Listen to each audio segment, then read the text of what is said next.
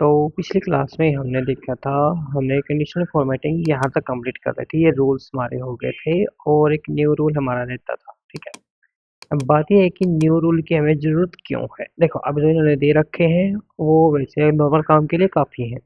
अगर आपको कुछ एडवांस काम करना तो उसके लिए फिर हमारे पास न्यू रूल्स का भी ऑप्शन अवेलेबल है। मीन्स जो रूल्स इन्होंने दे रखे हैं अगर वो इनफ नहीं हुए तो हम कोई नया रूल अप्लाई करके कोई भी फॉर्मेटिंग निकाल सकते हैं।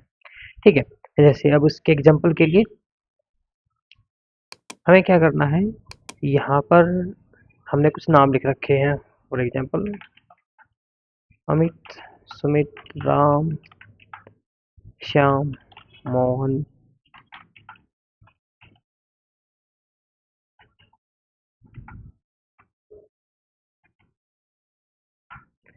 अब देखो, अब हमें क्या करना है, हमें ये चाहिए कि जिसका नाम एस से स्टार्ट हो रहा है वो ग्रीन कलर में हाईलाइट होना चाहिए। ओके, तो इसके लिए हम क्या करेंगे, यहाँ से हमारा न्यू रूल के अंदर use a formula to determine which cell to format.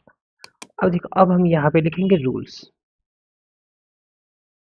ठीक है, रूल्स क्या लिखेंगे, देखो मैं आपको दिखा रहा हूँ। इज इक्वल लेफ्ट, और हम अपनी सेल का एड्रेस डालेंगे। देखो, जो भी एड्रेस है, और आपको एड्रेस को अनलॉक कर देना है। ठीक है, अगर आपको एड्रेस को लॉक या अनलॉक करना है तो उसके लिए मैं आपको अलग से बता दूंगा। बट अगर इसके बीच में डॉलर्स लगे हुए हैं तो आपका एड्रेस लॉक है। मीन्स अगर हम इसको नीचे या दाएं बाएं ड्रैग करेंगे तो ये वैल्यू चेंज नहीं होंगी। ठीक है, और अगर ये अनलॉक है तो वैल्यू चेंज होंगी। तो यहाँ पर हमको सेल्स एड्रेस या सेल वैल्यू जब हमें चेंज करनी है तो हम इसको अनलॉक करेंगे। शॉर्टकट की F4 है। और अगर आपको मैन्युअली करना है तो आप डॉलर को क्लिक करके बैक स्पेस के साथ भी रिमूव कर सकते हैं। उसके बाद हमने क्या बोला, हमने क्या कि लेफ्ट का एक अक्षर निकालना है। अगर आपने लेफ्ट का फॉर्मूला कर रखा है तो आपको पता होगा कि अगर हम सेल का एड्रेस चूज करके और लेफ्ट के फॉर्मूला के अंदर हम कॉमा डाल के जितने भी नंबर्स लिखेंगे लेफ्ट साइड के उतने ही करेक्टर्स को वो निकाल के दे देगा। अभी हमने क्या बोला कि लेफ्ट का जो ये टेक्स्ट है इसमें से लेफ्ट का एक अक्षर निकालना है। ओके, और अगर ये इक्वल आता है किसके, एस के।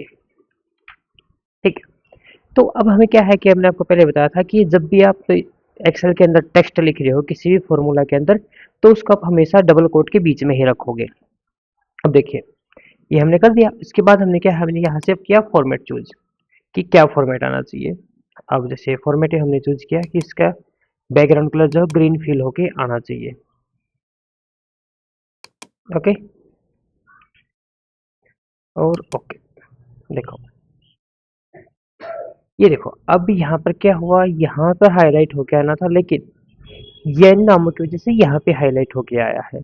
क्यों हो गया है, क्योंकि जब हमने इस एरिया को चूज किया तो सेल ये सिलेक्टेड थी हमारी। मीन्स I10 सेल सिलेक्टेड थी, तो फॉर्मूला के अंदर हमको सेम सेल लिखनी पड़ेगी।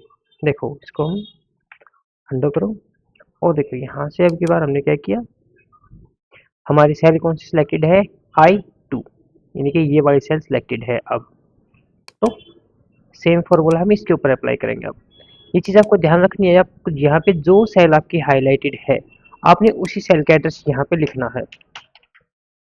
इजिकल लेफ्ट, मैं चाहूँ तो मैं यहाँ पे एड्रेस को मैन्युअली भी टाइप कर सकता हूँ, उससे कोई इश्यू नहीं होगा।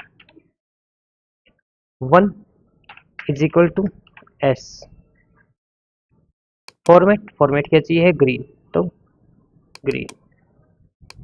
ओके, और ओके, देखो यहाँ पे जिसका भी नाम ऐसे स्टार्ट है उनके ऊपर ग्रीन कलर हाईलाइट होके आ गया है। जबकि ये चीज हम जो हमारे ऊपर जो रूल इन्होंने दे रखे हैं उससे हम नहीं कर सकते।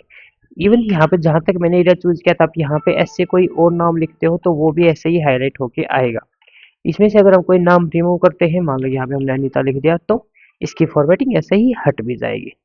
ठीक है, इस तरीके से हमको अगर डे, मंथ, ईयर, टाइम में कोई चीज फॉर्मेट करनी है तो वो भी कर सकते हैं। ठीक है, आई थिंक आपको न्यू रूल अच्छे से समझ में आ गया होगा। अगर फिर भी आपको कोई डाउट रहता है तो आप मुझसे पूछ